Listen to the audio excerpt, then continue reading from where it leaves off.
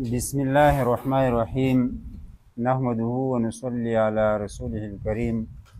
عزتمندو، دا موقع لکه څنګه چې شیخ صاحب وفرمایل چونکې دا یو حادثه دلته راغلې وه نو په هغې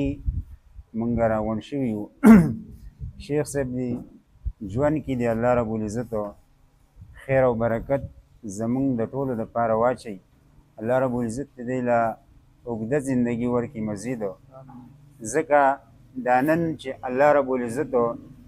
زه داسې د حالاتو ته کلک کړی یم نو زه دا خپل سعادت صرف په دې وجه باندې ګڼم چې د دوی سره ما په 1994 کې کومه عقیده زده کړې ده، الحمدلله هغه عقیده زما د سر نه واله د خپو پورې بس پای کې الحمدلله مضبوط یم. نو لنډه کارګزاري به د دې حالاتو واورم تاسو ته، او بیا د خپل یو بچي کارګزاري به تاسو ته واورم د شیخ صاحب په اجازت باندې. زه چې کله د سکول نه رالم نو خوړ خو ډېر زیات و. د کور حالت چې مې ولیدل نو زمونږ 4 کورونه او تقریبا 14 کمرې وي، د هغې اعضای مکمل داسې ډاګه په نظر باندې راتله. لیکن بیا مې دې طرف ته شا کړه چې د خپل زړه هغه دړکن مې معلوم کو نو زه ډېر زیات خوشحاله شوم چې څه قسم پریشاني ما محسوس نه کړه. د هغې نه پس بیا لاړو د مړو په راوښکلو پسې. یو څو مړي چې موږ راوښکلو نو بیا یو کس راته وي چې بیټک کې دی بچی پروت دی. د ما دا خیال و چې شهید شوی وي. زه چې رالم هغه ژوندی و او خبرې مې ورسره وشوې. د 3مې درجې طالب علم دی او د قاري حذیفه صاحب دې سره یې حفظ او تجوید کړي دي.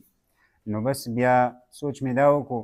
چې دا ژوندی ډېر ښه دی، د مړو خدمت هر څوک کولی شي، خو که د ده حیات الله رب العزت نصیب کړي. بس لنډه ده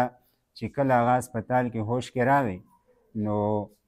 د هغې نه پس دغه مسعود زما بچی دی سلیم خان کې مفتي مجتبی صاحب سره وړه دوره کوي. ده ته مې ټلیفون وکړو او د هغې وړوکي د حال نه ماته دا پته ولګېده چې صرف زه پاتې یم او دی پاتې دی. نو دلته ما هلکه صفي الله ژوندی دی او ته فی الحال هسپتال ته راشه، مزید راته نور څه پته نشته. بس د هغه ځای نه چې بیا رالو نو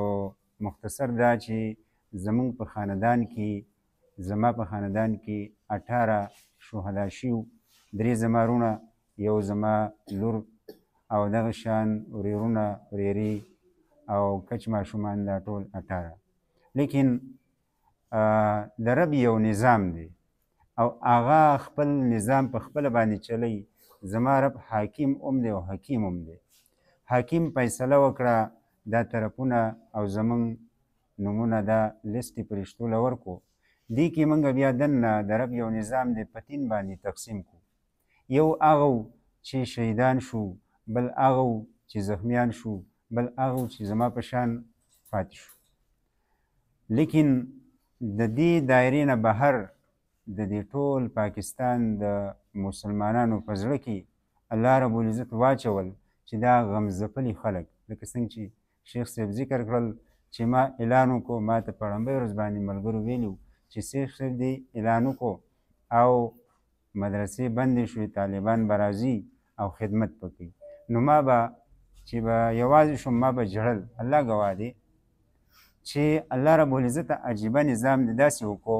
غم دې په موږ راوست او درد دې هغوی له ورکړو. موږ د دې غم درد دومره نه دی محسوس کړی لکه د سړي چې په خپه کې غنم لاړه شي د ړنبۍ ورځې نه. ما چې په ړنبۍ ورځ باندې چاپېره ماحول ته وکتل نو دا راته داسې ښکارېدو، اوس راته هم داسې ښکاري لکه اختر چې صرف یوه پیره مې داسې وجړل چې د تېرې جمعې په ورځ باندې د پېښور مولانا سمیع الحق صاحب بیان کو، په هغې کې هغه وجړل. نو ما سوچ دا وکړو چې زما خپل غم دی او تا پکې نه دی جړلی، نو د هغه په مرګیتیا کې مې وجړل. نور الله رب العزت زه داسې ساتلی یم د پریشانو نه د خفګان نه، ته به وایي چې دا پرې د زیري یو بشارت شوی دی. دغه شان د دې سره سره هغه احساس یې راته د خوشحالو داسې کړی دی چې زه پرې نه پوهېږم او زمونږ هغه غم د هغې خلکو ته منتقل کړی دی چې هغه د پنجاب نه د کراچۍ نه او د صوابۍ خو زما په خیال چې شاید یو کلی هم نه پاتې شوی داسې هغوی زمونږ هغه غم زمونږ سره تقسیم کړو نو زما اکثر